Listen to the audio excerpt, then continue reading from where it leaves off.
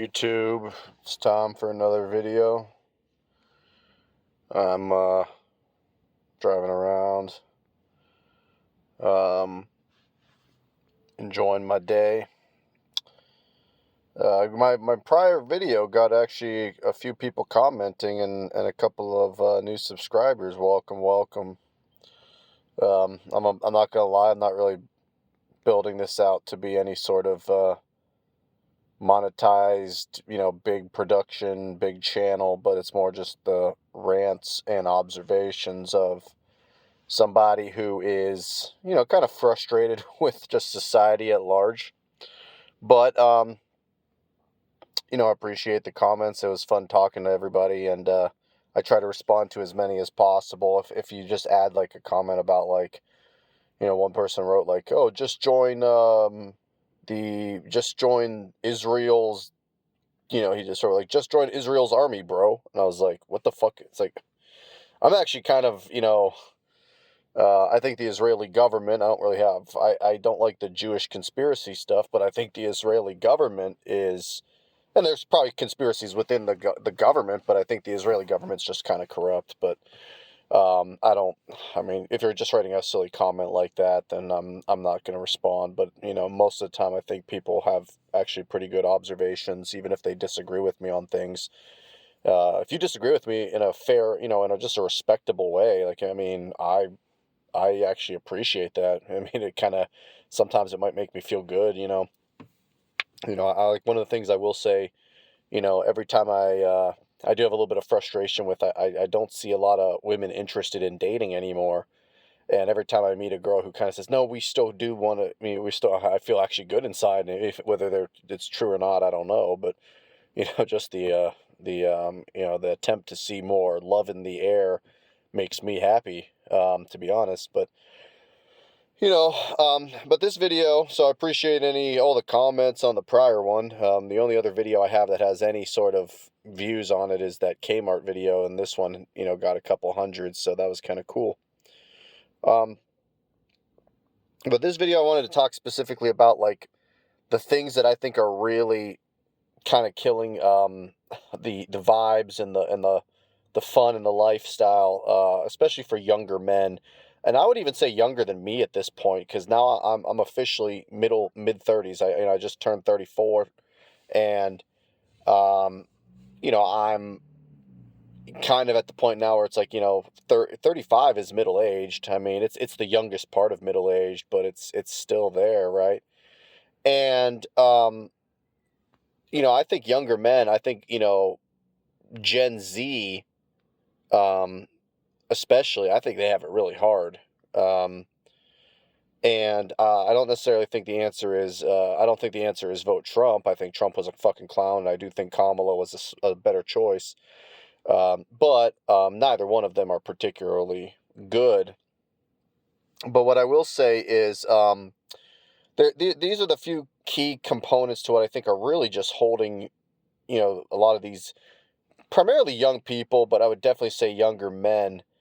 What's really kind of fucking them up, and it's not entirely all just government or whatever, but the first thing I want to you have to bring up is social media, and I really think social media has actually hurt men more than women in a lot of ways.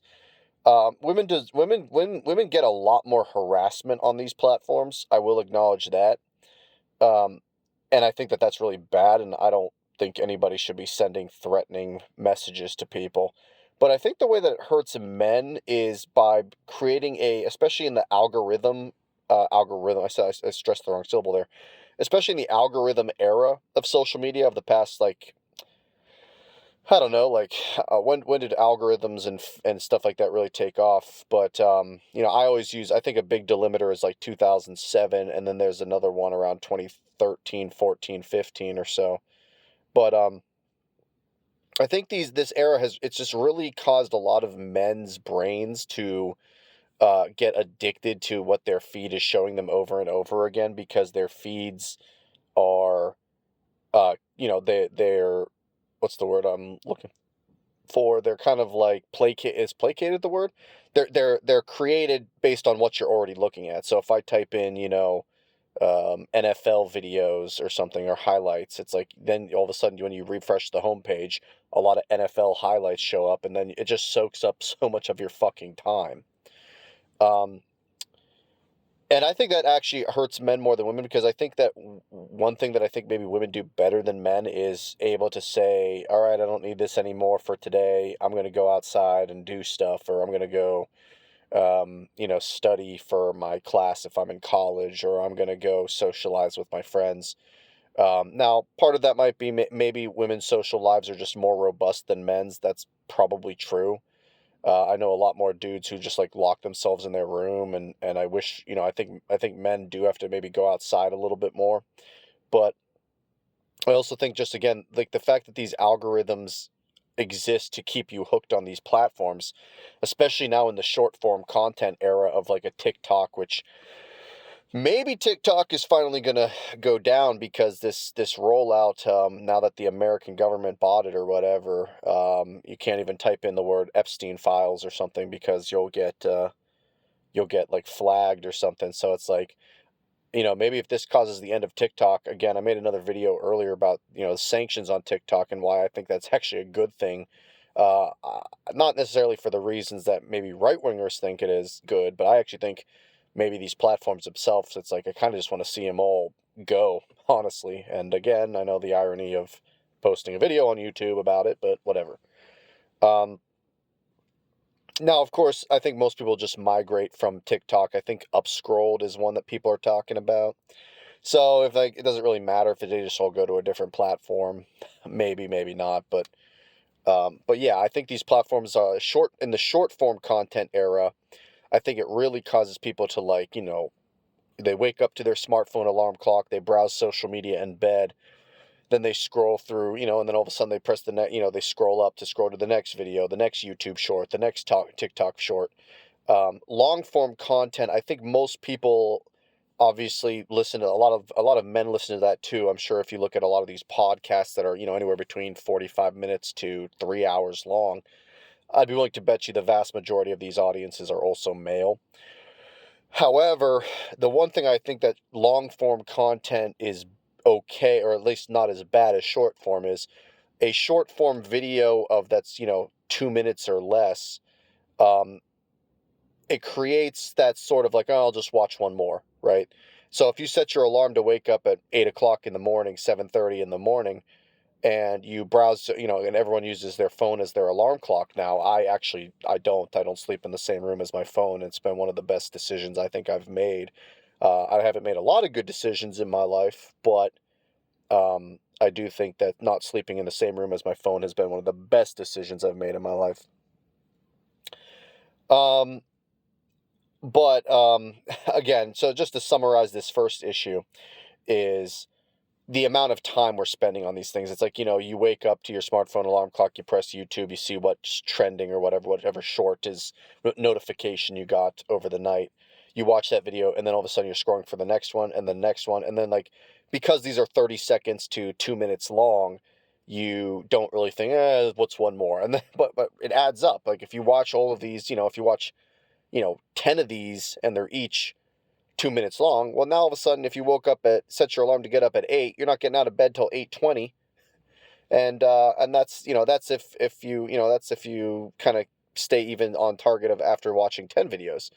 Let alone, you set the phone down for a little bit to like, re-rest your eyes or whatever. So, I actually think this is hurting men more than women, because I do wonder also when women wake up, um, if they, and they're using their smartphones as an alarm clock too. I think maybe they go to like an Instagram, which is not video, it's more just a picture. I mean, there are videos on Instagram, but I think that they're more likely to just use something like that, or maybe even respond to a text message, which is also not ideal, but it's probably not as much of a time sink as what men are using these platforms as soon as they wake up.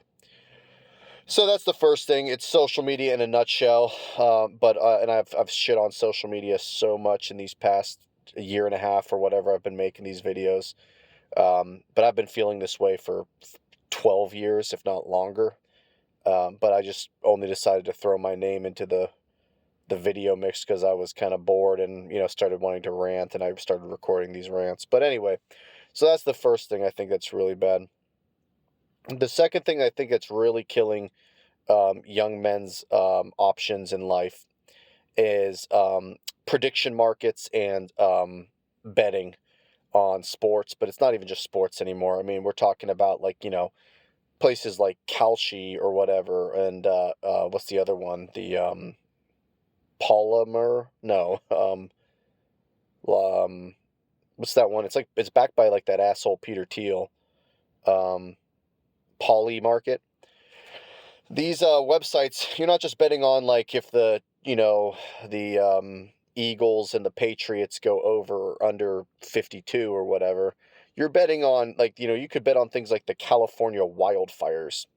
And the reason why I bring this up specifically is it obviously affects sports more than any other area, because sports is like, the world of betting and sports have been linked for a much longer period of time, with the exception of maybe the stock market.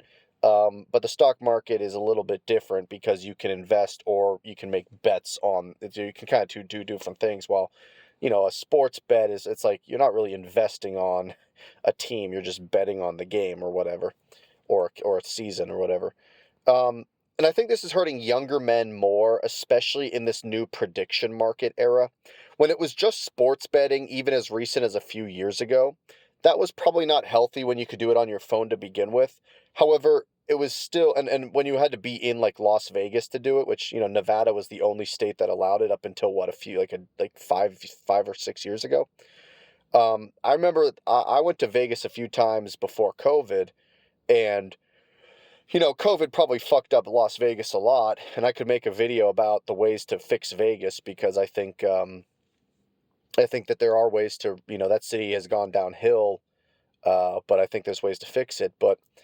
Um, but what I will say is like the environment, post COVID Vegas is like, it feels ghost town, like a ghost town, and I think it's just because so many people are just betting on games on their phones, and I brought that up to friends, how the beginning of sports betting, opening it up to the country, would spell the end of Vegas, and my friends were like, no, well, Vegas is like a party area, and it's like, well, it's going to change. As soon as the foot traffic goes down, they have to make more changes. But anyway, this isn't about fixing Vegas. I'll save that for a different time.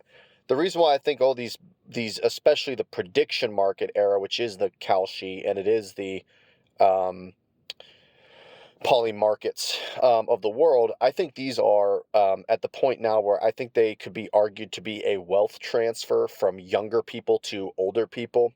And not so much younger to older people, maybe I'm being a little bit facetious there, but more so a wealth transfer from people in positions of power, or I should say people with not much power in life, to positions of power. And historically, and still today, people with positions of power tend to be older. Maybe not 80 years old, although our current president is that fucking old, which is stupid as shit. I voted Kamala alone just because she was at least under the age of geriatric, even if and even I mean, she was 60 when she was running. It's like, in theory, she'd be 68 if she won a second term. It's like when she finishes, it's like, even she's kind of old. It's like, but it's just like, being 60 and running is like, now you're viewed as a young buck versus, which is crazy because when Obama was elected in '08, he was, I believe, tied for like the youngest president roughly with Teddy Roosevelt, or maybe JFK. But anyway, our current president is 80, but I don't necessarily mean this is a wealth transfer from super young people to elderly. More so, Gen Zers and maybe the 90s born millennials like myself. Um, it's a wealth transfer from us who don't have much power in the world to maybe like middle-aged Gen Xer dudes who do have power. And a good example of this just happened literally 30 minutes before recording this video. So Bill Belichick, who is, as much as I hate him because I hate the Patriots, especially in that era, um, he's arguably the best coach of all time. I mean, yeah, he had Brady, but it's like, you know, the best coaches all have pretty good quarterbacks, and you can't like really ignore what Belichick did defensively. As at the very least as a first ballot Hall of Famer, is he the best coach of all time? Okay, maybe you say he's not, but he is a first ballot Hall of Famer with 6 Super Bowl rings. Well, he just got voted not as a first ballot Hall of Famer. And I mean, even someone who hates the Patriots in the Brady era and the Belichick era as much as I hate them, it's like he's obviously a first ballot Hall of Famer, and he has 6 Super Bowl rings. Well, he didn't get in, and my first thought, and I hate to say this because it hasn't been proven yet, and maybe I'm talking out of my ass on this particular instance, but there's now more and more um, what's the word? More and more time, I guess just times. I mean, that's not the word I was thinking of, but more and more times this has been shown where it wouldn't surprise me if there was some weird spike in these prediction markets on will Bill Belichick get in the Hall of Fame? You know, it's like yes, 97% or 97 cents, no, or whatever, 3 cents or whatever. It wouldn't surprise me if somebody, there was some weird spike in some of these prediction markets that of him not getting in, because all it takes is at this point, all it takes is a handful of these Hall of Fame voters to basically just say, hey, let's all band together, let's all vote no, and we'll alert maybe a friend or a friend of a friend to say, hey, can you put all this money on Bill Belichick not getting in? And because my friend of a friend, he's a voter for the Hall of Fame, and he's getting 10 others to not vote for Belichick to get in. So he's not going to get in first ballot, and maybe he doesn't want to put an account directly in his name, but he's going to tell a friend of a friend to do so. I mean, we're getting to the point where it's like, you know, like there's that term like in the old days of sports bettors, that you were like called like a Vegas runner, where you were basically a person who, if you were so good at like sports betting, and you got banned from placing bets on teams, they would get like people to basically be what they called like a runner, right? To go from sports book to sports book. This was back in like the 70s or 80s, to put money on the games, and your job was basically to serve somebody who was already banned, who had like advantages, whether it was insider information. Back then it was mostly insider information, or today you could maybe, and even back then, data analysis to understand, the matchup better than maybe what the market was setting the lines at. So I mean, you're basically turning the entire country into like a Vegas runners, where and this is going to give more success for these like middle-aged men or primarily men who have positions of power. Again, there's not I'd be willing to bet most Hall of Fame voters in the NFL are male, and probably between the ages of like 45 and 70, right? So if they're the ones making these decisions, or having at least some level of power in the decision, some like 23-year-old, fresh out of college, broke ass, effectively still a kid who's, maybe they got a post college job if they're lucky, making 47.6. They don't have any power to actually affect the outcome of these prediction markets. Now, again, I'm not going to sit here and say that Bill Belichick not getting in was there's some weird spike on this, but we have seen this already with, I don't know, maybe Donald Trump, and kind of like saying tariff, no tariff, no tariff. It's like, you do realize there are people profiting, millions of dollars based on Trump saying, probably Trump almost telling them, hey, I'm going to cancel the tariffs today, or I'm going to extend the non-tariff deadline today. So the market might shoot back up after dropping 5% over the past week and a half. Put some money in, or buy now, and you're going to make pennies. You're going to make a few, extra, $10 million or whatever if you put enough money in. So to me, I would argue that these prediction markets are no longer about, maybe you put $100 on your favorite team, week 5 of the NFL season. These are now basically wealth transfers from, I would argue, primarily younger males, which are the vast majority of people setting up these accounts, to probably middle-aged dudes who are inside, who have some sort of insider knowledge, or even straight up ability to affect the outcome of these predictions. So I think prediction markets are horribly destructive for younger men. The last thing I'll bring up here, and there's a lot more about this. to say, I think, because there's a lot of things I think that are directly affecting younger men, and some of them, again, I actually lean left. I know a lot of people, I think, well, not a lot of people watch my videos, but I have had a few comments, uh, who said, like, I remember one of my first commenters, said something like, you remind me of some other YouTuber, but he's more right wing than you. And I was like, well, I mean, okay, that's fine. I'm not going to sit here and say, I think if you're if you're making the money I'm making, which is, not terrible, but not great. I don't make enough money to really vote Republican. Now, there's also things like I just think what ICE is doing is fucked up. So there's that. But I also, I do have some issues with maybe some of the most extreme rhetoric on the left. It's just I think the right wing has been way worse for a while now. But the last thing I'll bring up is, and I think this is this video is getting kind of longer, but is I think how much this has affected just the socializing, especially in the dating app world, right? And I know this goes back to the first point, which was social media, a little bit, but dating apps specifically, I think have really, really made men and women not get along much anymore. What I will say about this is first of all, most of these dating apps and the concept of like swipe right culture, which, first of all, side note, um, I do think that even websites like Instagram and Twitter, there's a reason why slide into her DMs is a phrase. So even those websites are kind of like dating apps at this point, right?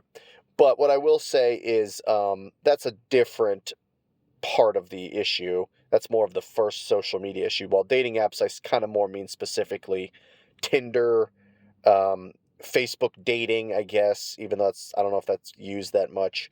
All the free ones like Plenty of Fish, or I used OkCupid for a little while and didn't have much luck on it, but I got a couple of dates and they were fine. Most of the time the girl, I thought I got honest intentions from her the few times that I had success. So, but I think dating apps specifically are really designed in ways that make, I think, men and women not get along, and have added fuel to the gender war. Like back in the day when the war between the sexes was something along the lines of like, what's this guy doing? It's kind of weird.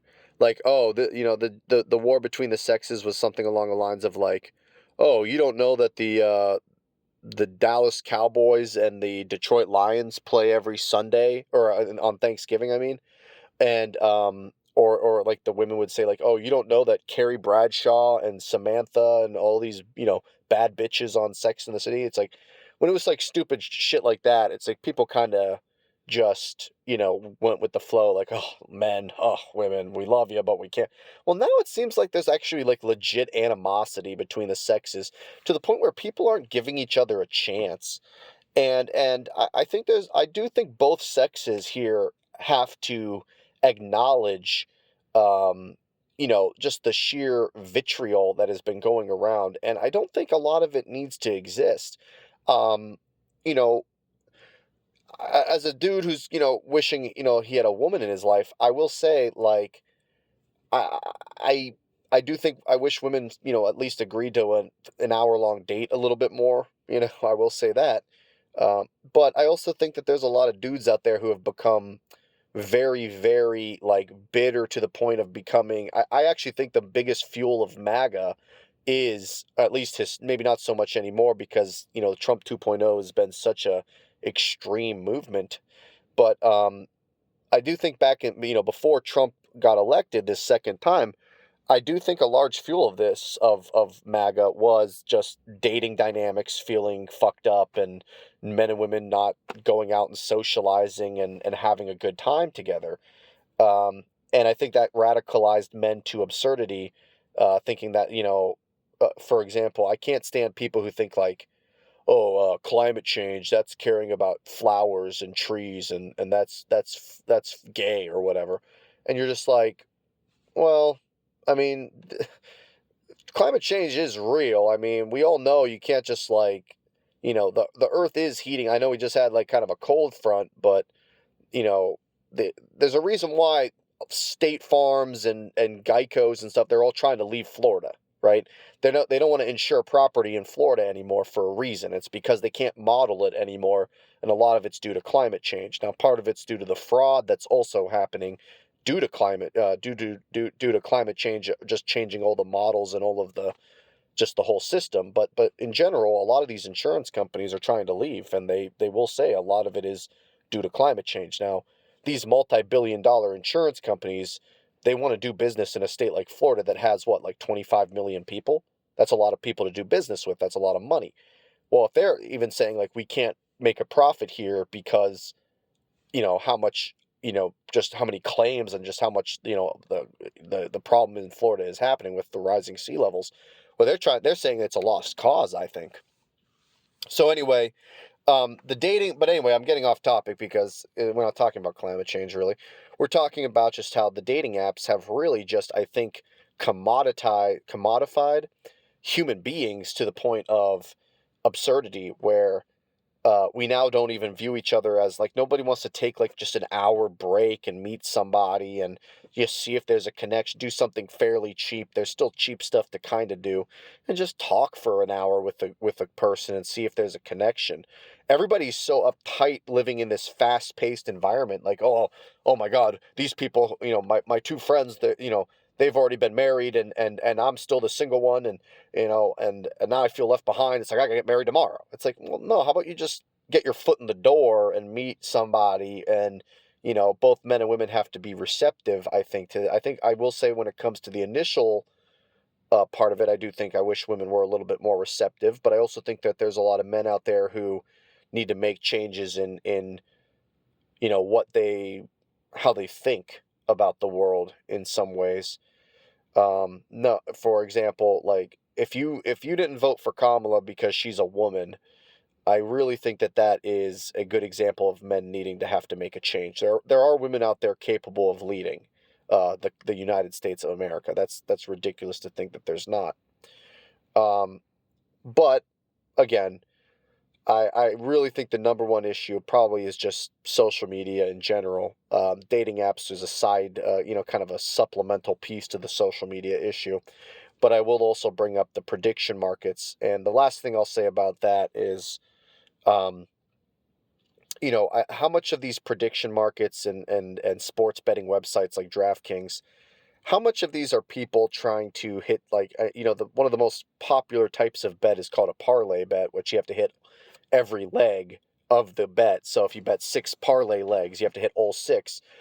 And then, of course, you win a lot more money because, in theory, it roughly doubles up each time. You put $100 that, after 6, if you do a 6-leg parlay and you hit it, that $100 goes from, 200, then 4, then 8, then 16, 32, 64. So it'd be about $6,400. After house cuts, it's probably like 5,800 or something. So basically, they're trying to get some, like, get rich quick moment to live lavishly for a week or whatever. You do wonder how much of it is really just based on this, like, fast-paced culture of, I got to get rich now. I got to get rich now. I got to get a wife now. I got to get, the exciting life now, instead of actually, like, cultivating something semi-long term, over the course of, 10 years, 15 years, which, I think really, if there's a generation of people that should be more slower paced, Gen Z has the time, because the average Gen Zer, the oldest ones are what, 29 or so, 28, and the youngest ones are 11. So, they have time on their hands, right? So, but anyway, yeah, I really think these three things are some of the bigger ones. I'm sure there are, a handful of other key things that are really hurting young men, but yeah, these three things just really came to my brain as I was at work today. And then, I just also saw this news about Belichick, and I was like, man, I do wonder if these, prediction markets, if there are people kind of using this knowledge to get or using the power that they have themselves, if they're like a voter for the Hall of Fame. Anyway, this video is a little bit longer. Thank you to the new subscribers. It's nice to have comments too, because I like talking to people about their lives. Try to find things that you enjoy in your life. I know that's difficult in today's day and age, but I do believe it's still possible. Anyway, until next time, just my thoughts.